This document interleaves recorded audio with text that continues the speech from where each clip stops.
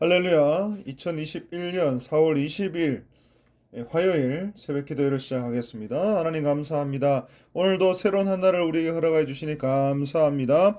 하나님 앞에 감사하고 하나님의 말씀 붙들고 오직 주 예수 그리스도만 바라보며 살아가는 오늘 하루도 우리의 남은 인생이 될 수 있도록 도와주옵소서. 감사하고 이 모든 말씀을 우리를 구원하신 예수 그리스도 이름으로 간절히 기도 올리옵나이다.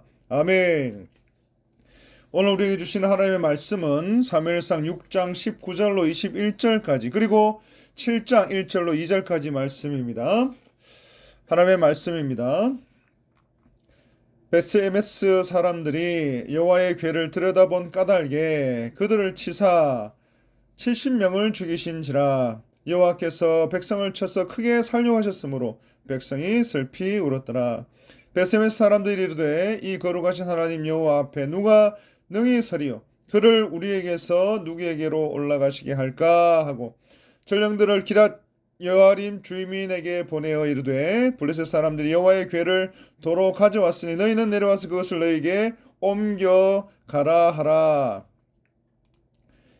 그리고 7장 1절 기랏 여아림 사람들이 와서 여호와의 궤를 옮겨 산에 사는 아비나답의 집에 들여놓고 그의 아들 엘리야사를 거룩하게 구별하여 여호와의 궤를 지키게 하였더니 궤가 기랏 여아림에 들어간 날부터 20년 동안 오래 있은지라 이스라엘 온 족속의 여호와를 사모하니라. 아멘.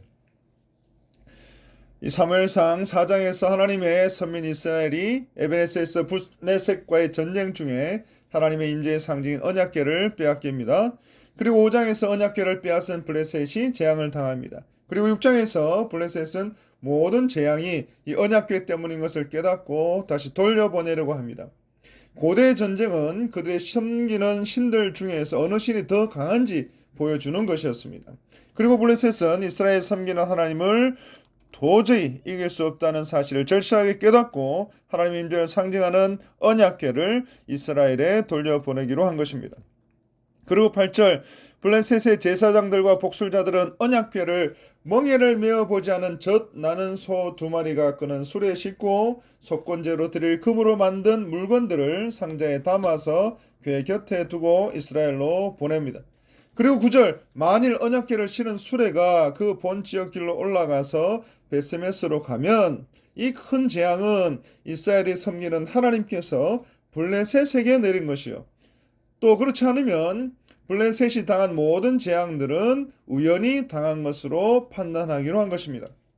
그리고 블레셋의 제사장들과 복술자들이 언약궤를 실은 어미소 2마리가 스스로 베스메스 땅으로 향하는지 끝까지 지켜보고 있습니다.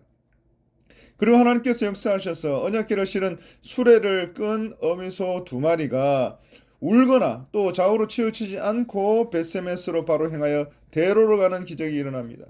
그리고 이 장면을 블레셋 방백들이 베스메스 경계선까지 따라가면서 확인합니다. 이로써 하나님께서는 언약궤로 인한 이 모든 재앙들이 오직 하나님의 섭리이신 것을 블레셋의 방백들과 제사장들과 복술자들과 더불어 이스라엘에게 입증하신 것입니다. 7절 새 수레라고 했습니다. 그리고 멍에를 메어보지 못한 소라고 했습니다. 그리고 젖나는 소 2마리를 끌어다가 소의 수레를 메었다고 했습니다. 그리고 그 젖나는 소 2마리의 송아지들을 떼어서 집으로 돌려보냈다고 했습니다. 한 번도 멍에를 메어보지 못한 소가 수레를 끄는 사람도 없이 똑바로 갈 리가 없습니다. 멍에를 메어보지 못한 2마리가 함께 있으니 수레를 끄는 호흡이 맞을 리가 없습니다. 또 젖나는 소의 송아지를 떼어 놓았으니 그 소가 송아지 생각에 똑바로 갈 리가 없습니다. 그런 수레를 끄는 사람도 없이 그 본 지역 길로 올라가서 베스메스로 갑니다. 그리고 이 모든 일들은 만군의 여호와 하나님께서 구속사를 이루시기 위해서 하신 일인 것입니다. 그래서 아무 공로 없이 하나님께서 택하여 부르신 선민 백성들과 역시 아무런 공로 없이 하나님께서 택하여 부르신 각각의 성도들에게 그들의 죄로 말미암아 영원히 단절되어서 영원히 형벌 받을 수밖에 없는 죄인들에게 창조주시오 만군의 여호와이신 하나님께서 그 단절된 관계를 직접 회복시키고 계시는 것입니다. 그리고 이렇게 스스로 돌아온 하나님의 언약궤를 19절에 베스메스 사람들이 맞이합니다. 그런데 민수기 4장에서 하나님께서는 일찍이 여호와의 궤를 들여다보지 말 것을 엄중하게 경고하셨습니다. 그리고 만약에 하나님의 경고를 무시하고 여호와의 궤를 들여다보게 된다면 누구든지 죽임을 당하게 될 것이라고 말씀하셨습니다. 그래서 여호와의 궤를 들여다보는 것은 여호와의 거룩하심을 침해하는 것으로 율법으로 엄격하게 금지된 일입니다. 그리고 이것은 그 누구도 하나님의 거룩하심을 침범할 수 없음을 말씀하고 있는 것입니다. 그러나 베스메스 사람들은 이 법을 어기고 말았습니다. 베스메스 사람들은 하나님의 법을 중요하게 생각하지 않고 단지 자신들의 호기심을 만족시키기 위해서 행동했던 것입니다. 그래서 베스메스 사람들은 여호와의 궤를 경건하게 대해야 함에도 불구하고 호기심으로 여호와의 언약궤를 들여다보는 어리석은 죄를 범하게 되고 만 것입니다. 그리고 그들 가운데 70명이 죽게 된 것입니다. 그리고 어떤 사본에는 5만 70명이라고 기록되어 있지만 그 당시에 베스메스 인구를 생각해 볼 때 70명이 죽게 된 것입니다. 사실 여호와의 궤의 신비로움이라고 하는 것은 모든 사람에게 호기심을 불러일으킬 만한 것이었습니다. 여호와의 궤라고 하는 것이 지성소에만 보관을 하고 대제사장이 1년에 한 번 들어가서 그것도 향의 연기 속에서나 볼 수 있었던 것인 만큼 사람들의 호기심이 어떠했을지는 가히 상상할 만합니다. 그러나 베스메스 사람들이 하나님의 말씀의 엄중함을 깊이 생각했었다면 인간적인 호기심을 자제하고 법궤를 들여다보지 말았어야 했던 것입니다. 그러나 우리가 신앙생활을 하다가 보면 구태의연함과 무감각함 때문에 하나님의 존엄성을 훼손하는 불경건함과 불순종하는 죄를 범할 때가 많이 있다는 것을 우리는 스스로 깨닫게 됩니다. 그리고 이것이 바로 성경이 우리에게 경고하고 있는 교만과 오만인 것입니다. 그래서 사랑하는 성도 여러분, 우리는 항시 하나님과 친밀한 교제를 나누기를 힘쓰되 거룩하신 하나님 앞에서 더욱더 경외하고 더욱더 하나님의 말씀에 전적으로 순종하는 그런 겸손한 자세를 가질 수 있도록 우리 스스로를 늘 돌아보아야 할 것입니다.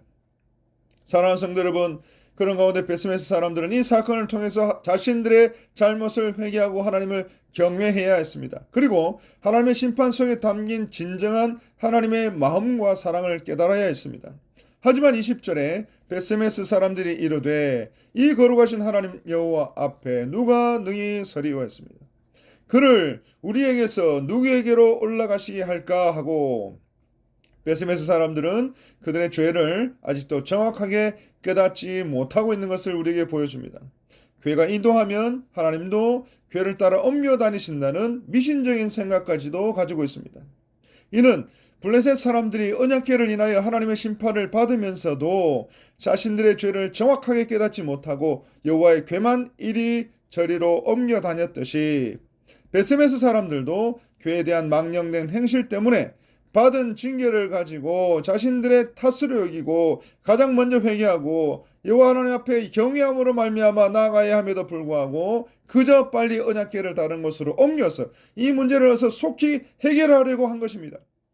이는 이 거룩하신 하나님 앞에 서는 것을 나는 감당할 수가 없으니 이 궤를 어서 속히 다른 곳으로 옮겨서 지금 이 순간 화를 피하겠다는 말입니다. 그래서 여호와의 언약궤가 베스메스에 임하게 될 것을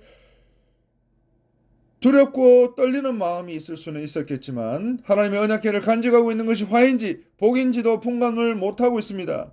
그리고 베스메스 사람들이 이 순간 자신들에게 화가 닥쳤다고 생각하고 이 화의 근원인 여호와의 언약궤를 다른 곳으로 옮기려고 생각하고 작정한 것입니다. 그리고 그들은 기럇 여아림 사람들에게 이 언약궤를 옮겨가라는 전령을 보냅니다. 그리고 결국에 베스메스 사람들은 하나님의 복을 받을 수 있는 좋은 기회를 놓치게 되고 말았던 것입니다.